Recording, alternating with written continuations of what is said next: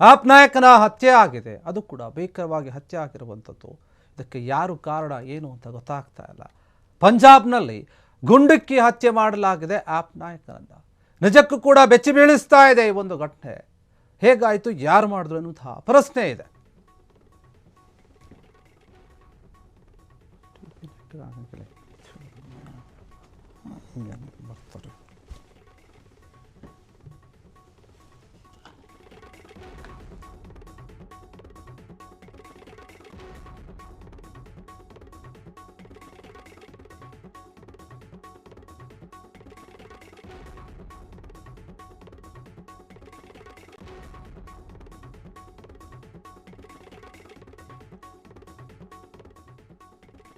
ಪಂಜಾಬ್ನಲ್ಲಿ ಗುಂಡಿಕ್ಕಿ ಆಪ್ ನಾಯಕನ ಹತ್ಯೆ ಆಗಿದೆ.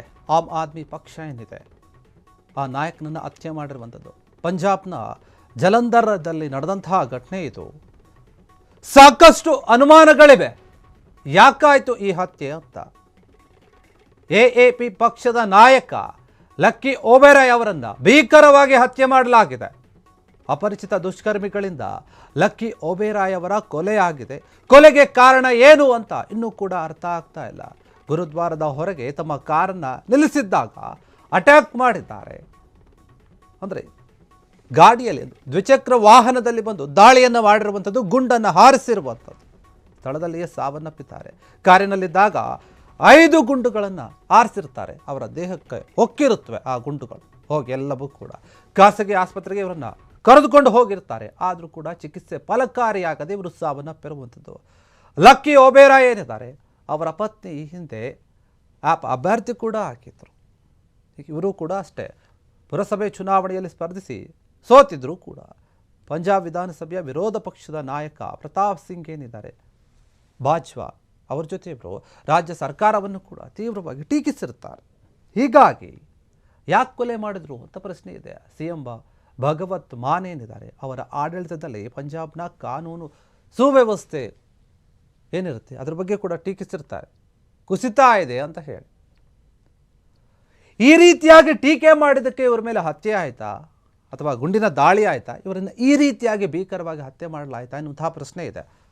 ಒಬ್ಬ ಪಕ್ಷದ ನಾಯಕನನ್ನು ಯಾವುದೇ ರೀತಿಯಾದಂತಹ ಭಯ ಇಲ್ಲದೆ ನಡು ರಸ್ತೆಯಲ್ಲಿ ಗುಂಡಿಕ್ಕಿ ಕೊಲ್ತಾರೆ ಅಂತಂದರೆ ಪಂಜಾಬ್ನಲ್ಲಿ ಯಾವ ರೀತಿಯಾದಂತಹ ಕಾನೂನು ಸುವ್ಯವಸ್ಥೆ ಇದೆ ಅನ್ನೋದೆಲ್ಲ ಅರ್ಥ ಆಗುತ್ತೆ. ಅಲ್ಲಿನ ಪೊಲೀಸರ ಭಯ, ಕಾನೂನಿನ ಭಯ ಏನೂ ಕೂಡ ಇಲ್ಲ ಅಂತ ಕಾಣಿಸುತ್ತೆ ಇವರಿಗೆ. ಅದಕ್ಕಾಗಿ ಈ ರೀತಿಯಾದ ಘಟನೆಗಳಾಗ್ತಾ ಇವೆ. ಪಂಜಾಬ್ನ ಜಲಂಧರ್ನಲ್ಲಿ ಈ ಘಟನೆ ಆಗಿದೆ. ನಿಜಕ್ಕೂ ಕೂಡ ಆ ಭಾಗದ ಜನರನ್ನು ಬೆಚ್ಚಿ ಬೀಳಿಸ್ತಾ ಇದೆ. ರಾಜಕೀಯ ನಾಯಕರಿಗೇನೆ ಈ ರೀತಿಯಾದಂತಹ ಗತಿ ಆದರೆ ಜನಸಾಮಾನ್ಯರ ಪರಿಸ್ಥಿತಿ ಏನು ಅಂತ ಯೋಚನೆ ಮಾಡ್ತಾ ಇದ್ದಾರೆ. ಇವರದು ಕೆಲವೊಂದು ವಿಚಾರಗಳ ಬಗ್ಗೆ ಪ್ರಶ್ನೆ ಮಾಡಿರ್ತಾರೆ, ಕಾನೂನಿನ ವ್ಯವಸ್ಥೆಯ ಬಗ್ಗೆ ಕೂಡ ಪ್ರಶ್ನೆ ಮಾಡಿರ್ತಾರೆ. ಅದೇ ಇವರಿಗೆ ಮುಳುವಾಯ್ತಾ ಅಂತ. ಆ ಪಕ್ಷ ತುಂಬ ದೊಡ್ಡ ಮಟ್ಟದಲ್ಲಿ ಬೆಳೀತಾ ಇದೆ ದೇಶದಲ್ಲಿ, ಬೇರೆ ಬೇರೆ ಕಡೆ ಕೂಡ. ಹೀಗಿರುವಾಗ ಇಂತಹ ನಾಯಕರನ್ನೇ ಹತ್ಯೆ ಮಾಡುವಂತಹ ಕಾರಣ ಏನಿತ್ತು? ಬರೀ ಟೀಕೆ ಮಾಡಿದ್ದಕ್ಕೆ ಅಥವಾ ಹಿಂದೆ ಬೇರೆ ಏನಾದರೂ ಕಾರಣ ಇದೆಯಾ ಅನ್ನುವಂತಹ ಪ್ರಶ್ನೆ ಕೂಡ ಮೂಡ್ತಾ ಇದೆ. ಗುರುದ್ವಾರದವರೆಗೆ ಇವರು ತಮ್ಮ ಕಾರನ್ನು ನಿಲ್ಲಿಸ್ಕೊಂಡು ಇರ್ತಾರೆ. ಅಲ್ಲಿ ಗಾಡಿ ಮೇಲೆ ಬಂದಂತಹ ಆ ದಾಳಿಕೋರು ಏನಿರ್ತಾರೆ ಅಥವಾ ಕೊಲೆ ಮಾಡೋಕ್ಕೆ ಬಂದಂತಹ ಆರೋಪಿಗಳೇನಿರ್ತಾರೆ ಅವರು ಗುಂಡನ್ನು ಹಾರಿಸ್ತಾರೆ. 5 ಗುಂಡು ಇವರ ದೇಹಕ್ಕೆ ತಗುಲುತ್ತೆ. ಹೋಗಿ ಅವರು ಸಾವನ್ನಪ್ತಾರೆ. ಆಸ್ಪತ್ರೆಗೆ ಕರ್ಕೊಂಡು ಹೋಗೋಕ್ಕೆಲ್ಲ ಪ್ರಯತ್ನ ಮಾಡ್ತಾರೆ. ಕರ್ಕೊಂಡು ಹೋದರೂ ಕೂಡ ಅಲ್ಲಿ ಚಿಕಿತ್ಸೆ ಫಲಕಾರಿಯಾಗೋದಿಲ್ಲ, ಸಾವನ್ನಪ್ತಾರೆ. ಪೊಲೀಸರು ಈ ಪ್ರಕರಣವನ್ನು ದಾಖಲಿಸಿಕೊಂಡು ತನಿಖೆ ಮಾಡ್ತಾ ಇದ್ದಾರೆ. ಯಾರು ಯಾವ ಕಾರಣಕ್ಕಾಗಿ ಈ ದಾಳಿಯನ್ನು ಮಾಡಿದರು, ಯಾಕೆ ಅವರನ್ನು ಹತ್ಯೆ ಮಾಡಿದರು, ಎಲ್ಲ ಆಯಾಮದಲ್ಲಿ ತನಿಖೆ ಕೂಡ ಆಗ್ತಾ ಇದೆ. ಆದರೆ ಈ ಘಟನೆ ನಿಜಕ್ಕೂ ಕೂಡ ಆ ಭಾಗದಲ್ಲಿ ಎಲ್ಲರನ್ನೂ ಕೂಡ ಬೆಚ್ಚಿ ಬೀಳಿಸುವಂತೆ ಮಾಡ್ತಾ ಇದೆ.